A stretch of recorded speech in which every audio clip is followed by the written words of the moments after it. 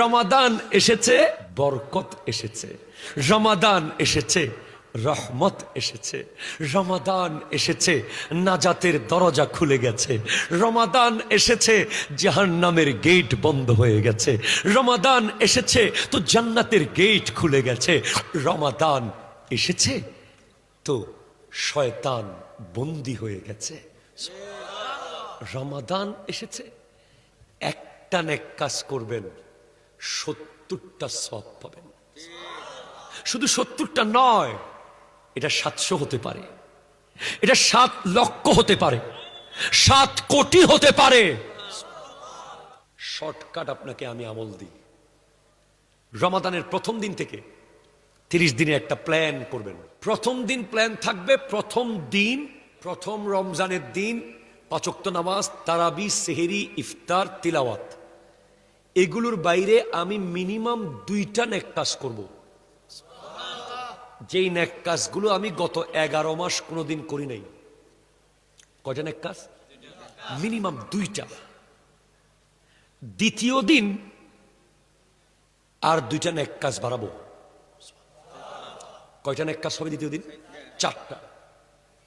তাহলে 4 আর 2 হলো 6। তৃতীয় দিন আর একটা বাড়ানো,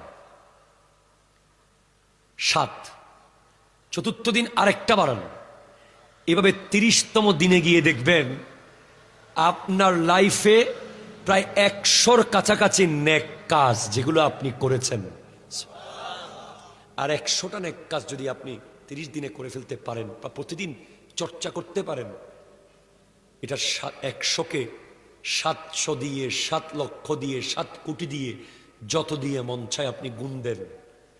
শাওয়াল মাসের প্রথম দিন দেখবেন যে আপনার চেহারা নূরানি হয়ে গেছে, মসজিদ আপনার বন্ধু হয়ে গেছে, কোরআন আপনার পার্টনার হয়ে গেছে, তসবিহ আপনার সাথী হয়ে গেছে, সুন্দর ব্যবহার আপনার ড্রেস হয়ে গেছে। দেখবেন আপনি 30তম দিনে গিয়ে আল্লাহর ওলি হয়ে গেছেন। আসুন আমরা সবাই এইভাবে আমল করি, এগিয়ে যাই, কোনো ভেদাভেদ দরকার নাই। রমাদান মাসে একটু আশেপাশে দেখবেন গরিব মানুষগুলোর ঘরে ইফতার আছে কিনা। রমাদান মাসে একটু দেখবেন আপনার প্রতিবেশীরা সেহরি করতে পারছে কিনা। রমাদান মাসে আপনার দোকানের স্টাফ, আপনার অফিসের কর্মচারীকে জিজ্ঞেস করবেন তোর ঘরে সেহরি আর ইফতার কেনা হয়েছে কিনা।